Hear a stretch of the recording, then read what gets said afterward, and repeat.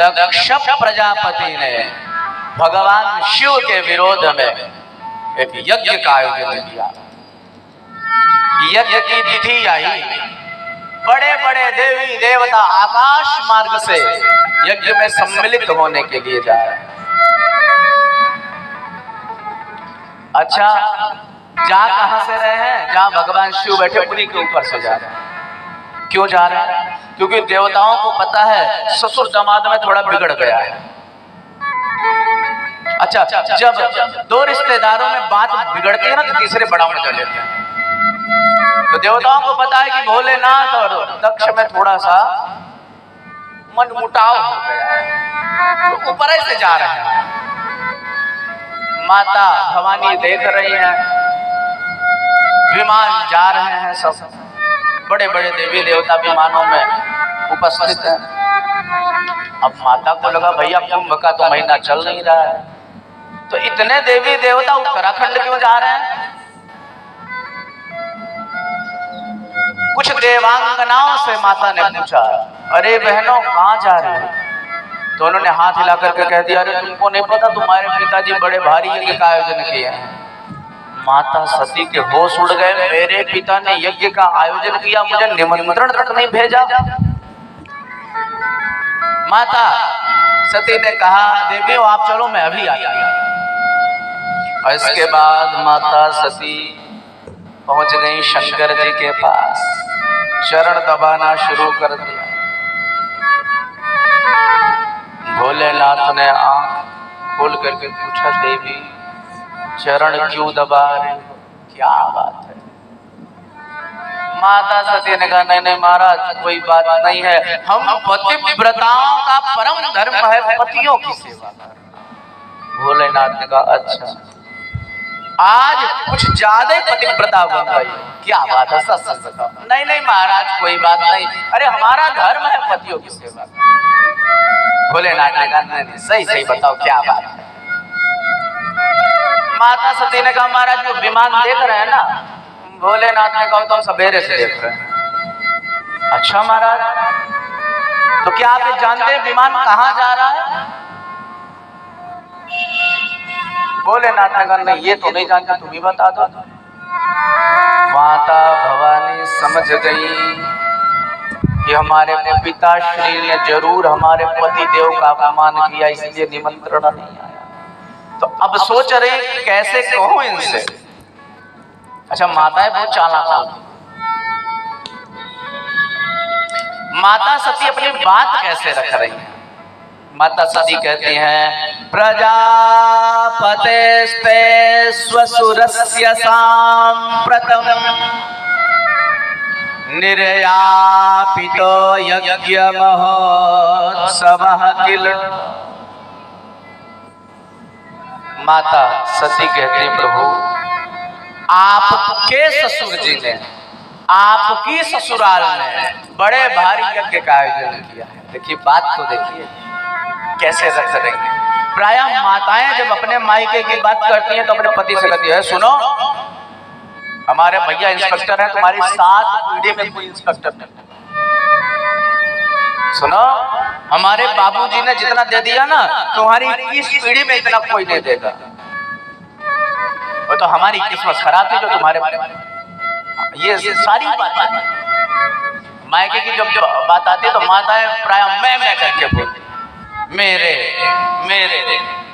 पर माता सती समझ रही गड़बड़ है। एक भी बार मेरे नहीं कहा, क्या कहा? आपके ससुर जी ने, आपकी ससुराल ने बड़े भारी यज्ञ का आयोजन किया, ताकि महादेव के मन में कुछ अपनत्व आए, कुछ अपनापन दिखे। भोलेनाथ ने कहा, तो कोई निमंत्रण आया है क्या? माता ने कहा, नहीं नहीं महाराज निमंत्रण तो नहीं आया, पर भेजा जरूर होगा। हो सकता है डाक खराब हो सकता है डाकिया यहाँ तक पहुंचा ना हो। भोलेनाथ ने कहा, देखो देखो बिना निमंत्रण के हम जाने वाले नहीं हैं। माता सती कहती, प्रभु एक बार मेरे कहने से आप चलिए, मैं चलूंगी आपके साथ, अपने पिता को मनाऊंगी, आपसे क्षमा याचना करेंगे, आप मेरे कहने पर चलिए। भोलेनाथ ने कहा, दक्ष सकल निज सुता भुलाई, हमरे बयर तुम बिसराय। भोलेनाथ ने कहा, देवी आज मैं तुम्हें एक बात बताता हूं। आज भोलेनाथ ने एक प्रसंग सुनाया माता भवानी को। भोलेनाथ कहते, देवी एक बार आपके पिता दक्ष को प्रजापति का पद मिल गया। अच्छा भैया, जिसको पद मिल जाए ना उसको मद बहुत जल्दी हो जाता है। कोई छोटा सा मास्टरों बन जाए ना और सरकारी नौकरी में हो जाए, फिर देखो फिर क्या मजाल, उससे कोई छोटा मोटा आदमी बात कर पाए। और कहीं विधायक बन जाए फिर पूछो मत मारा, फिर तो उसको ये जनता मूर्ख ही दिखाई पड़ेगी। वैसे तो अब सब आएंगे हाथ जोड़ेंगे, भैया तुम्हारे वोट से हम जीत जाएंगे, अब तुम्हें ध्यान रखना, वैसे सब हाथ जोड़ेंगे। लेकिन जीतने के बाद क्योंकि पद प्राप्त हो गया तो मदान्त हो गए। गोस्वामी जी कहते हैं, इस संसार में कोई ऐसा है नहीं जिसको पद प्राप्त हो और मद ना हो जाए। बचता वही है जिस पर भगवान की कृपा होती है। नहीं को वस जन्मा जग माही, प्रभुता पाई जाए मद नाहि। भोलेनाथ कहते, देवी आपके पिता को प्रजापति का पद मिल गया, स्वागत समारोह का आयोजन किया गया, बड़े बड़े देवी देवता पधारे, मैं भी गया और सबके मध्य आपके पिता का आगमन हुआ। और जैसे ही उस स्वागत समारोह के मध्य दक्ष प्रजापति का आगमन हुआ, सारे देवी देवता स्वागत में खड़े हुए। बड़ा प्रसन्न हुआ दक्ष, पर उसने देखा 3 लोग नहीं खड़े हुए। कौन कौन? ब्रह्मा, विष्णु और भगवान शंकर। ब्रह्मा जी को देखा तो मन में विचार है, तो हमारे पिताजी हैं, कोई बात नहीं। भगवान विष्णु को देखा तो मन में भाव आया, ये जगत पिता, कोई बात नहीं। पर भोलेनाथ को देखा तो देखते ही लाल पीला हो गया, ये तो मेरा दामाद है, इसे तो मेरा सम्मान करना चाहिए। और उसके बाद मंच पे पहुंचते ही दक्ष ने कहा, सभी लोग ध्यान से सुनो। सभी देवी देवता दक्ष की तरफ देखना शुरू कर दिए, जो भैया सुन लो, तो कुछ कहने वाला है। अच्छा, वैसे मुख्य अतिथि जो होता है वो सबसे बाद में भाषण देता है। जैसे अभी यहाँ पर बाबा जी आ जाए योगी, तो पहले यहाँ के स्थानीय नेता होंगे वो बोलेंगे, और सबसे बाद में बाबा जी बोलेंगे। जो मुखिया होता है वो बाद में बोलता है, और ये मुखिया जी पहले ही बोल रहे हैं कि सुनो सुनो, एक ही बात कहना चाहता हूँ, विशिष्ट लोगों में विशिष्ट लोगों का ही आगमन होना चाहिए। एक भी गड़बड़ व्यक्ति आ जाता है तो सभा का स्वरूप बिगड़ जाता है। अब सब एक दूसरे को देख रहे हैं, भैया इसमें गड़बड़ कौन आ गया?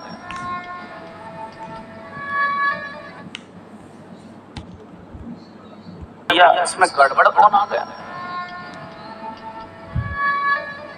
दक्ष ने कहा, क्या इधर उधर देख रहे हो, शंकर नहीं दिखाई पड़ रहा है?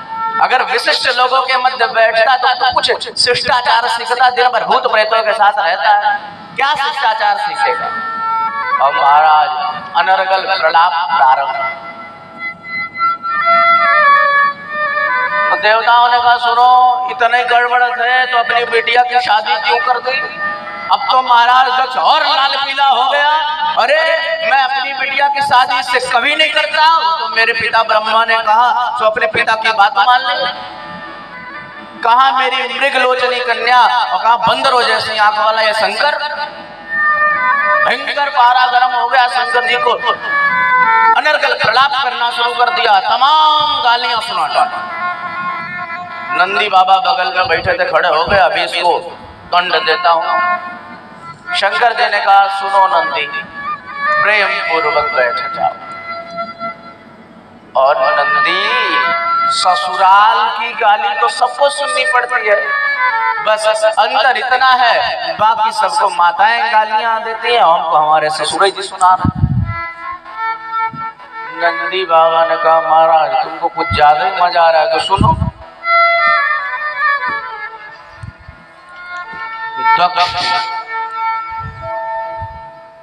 भगवान शंकर के लिए अनर्गल प्रलाप करना शुरू कर किया। अंततो गत्वा दक्ष ने भगवान शंकर को श्राप दे दिया कि आज के बाद इस शंकर को किसी भी यज्ञ में भाग न दिया जाए। अब नंदीश्वर से रहा नहीं गया, खड़े हो गए। हरि हर निंदा सुनहि जो काना, हो पाप गौघात समाना। नंदी बाबा कहते हैं नहीं जो काना, हो पाप गौघात समाना। नंदी बाबा कहते हैं जो भगवान शंकर भगवान नारायण अपने माता पिता और गुरु की निंदा सुनता है उसे गौ हत्या का पाप लगता है। तुरंत चमक करके खड़े हो गए। ए दक्ष, जब से आया है मेरे बाबा के विरोध में बोल रहा जा, हम श्राप देते हैं तेरे बकरे का मुंह लग जाए। अब महाराज जब नंदीश्वर ने श्राप दिया तो वही दक्ष के पुरोहित भृगु जी बैठे थे, वो खड़े हो गए। ए नंदीश्वर, तू ससुर दामाद के बीच में क्यों बोला? जा हम भी श्राप देते हैं, सारे शिवगण पाखंडी हो जाए। अब तो सारे शिवगण खड़े हो गए। शिवगणों ने कहा ए बाबा जी जाओ हम श्राप देते हैं, तेरे जैसे चाटकार ब्राह्मण भिखमंगा। अब ये बात बहुत विशेष है, ध्यान से सुनिएगा। जो ब्राह्मण किसी की चापलूसी करता है किसी यजमान की, तो उसका नाश निश्चित है, इसको नोट कर। जैसे यजमान को पूजा करनी है, आए पंडित जी को बैठाया, पंडित जी से कहा महाराज 5 मिनट में पूजा करवा दो, फैक्ट्री जाना है। पंडित जी कहते जजमान जी 5 मिनट की बात कर दो, 2 मिनट में पूजा संपन्न। अब जो पंडित यजमान की हाँ में हाँ मिलाकर के पूजा करे तो यजमान का तो सत्यानाश होगा ही होगा, उस पंडित की कई पीढ़ियों का भी नाश हो जाए। और ब्राह्मण को कभी भी किसी की चापलूसी नहीं करना चाहिए। श्राप दे दिया शिवगणों ने। भोलेनाथ को लगा ये सब हमारी वजह से, तो भोलेनाथ ने अपने गणों को शांत करवाया और इसके बाद कैलाश चले गए। भोलेनाथ कहते हैं देवी बस यही इतनी बात है जिसकी वजह से आज आपके पिता ने निमंत्रण नहीं भेजा।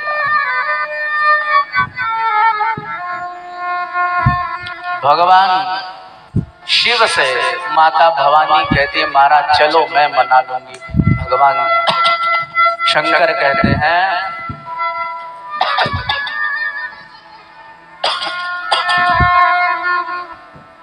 भगवान शिव कहते हैं रहीमन धागा प्रेम का, मत तोड़ो चटकाए और टूटे तो फिर ना जुड़े, जुड़े गांठ भर जाए। जैसे किसी धागे को आप तोड़िए और तोड़ करके जोड़िए तो गांठ अलग दिखाई पड़ती है, यहीं से टूटा है। ऐसे ही जब संबंधों में खटास आ जाए तो वो संबंध में समझौता भले हो जाए पर पूर्ववत प्रेम नहीं हो सकता। इसको नोट कर लीजिए। जब जब ऐसी स्थिति आएगी दिमाग में यही आएगा इसने हमारे साथ किया। भगवान शिव कहते देवी इसलिए मैं जाने वाला नहीं। माता पार्वती कहते, माता सती कहती हैं महाराज फिर मुझे आज्ञा दे दो। भगवान शिव ने कहा न मैं जाऊंगा और न जाने की आज्ञा दूंगा। माता सती मन में बहुत विचार कर रही क्या करूं। भगवान शंकर से बार बार निवेदन करती, पुनः भगवान शिव समाधि लगा करके बैठे। अब माता सती को जब अपने पिता की याद आती, यज्ञ की याद आती, माता की याद आती, तो यज्ञ की तरफ भागने लगती। और जब जाने लगती तो भोले शंकर आँख खोल करके देखने लगता है चली जाएंगी। और जब दूर तक निकल जाती तो भोले बाबा की याद आती कि पति देव है, नाराज हो जाएंगे। तो भोलेनाथ की तरफ दौड़ने लगती। भोलेनाथ आँख बंद कर देते, नहीं जाएगी। भोलेनाथ के पास पहुंच जाती, फिर पिता की याद आती, फिर यज्ञ की तरफ भागना शुरू कर देते, फिर दूर निकल जाती। फिर भोलेनाथ देखने लगते, लग रहा है इस बार चली जाए। फिर बाबा भोलेनाथ की याद आती, फिर दौड़ पड़ती। अब माता सती यही कर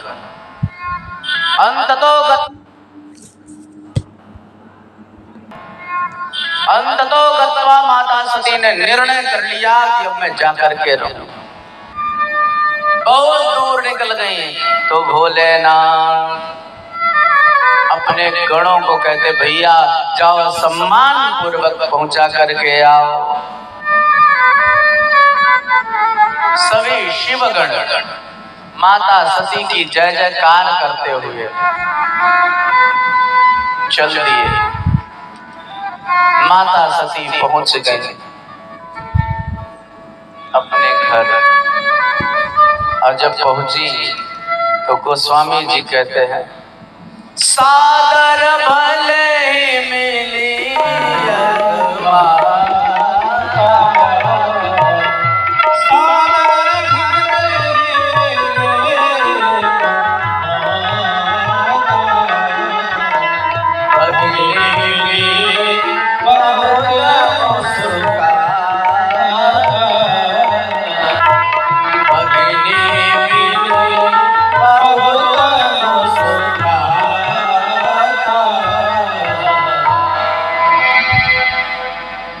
सादर भले मिले यक माता।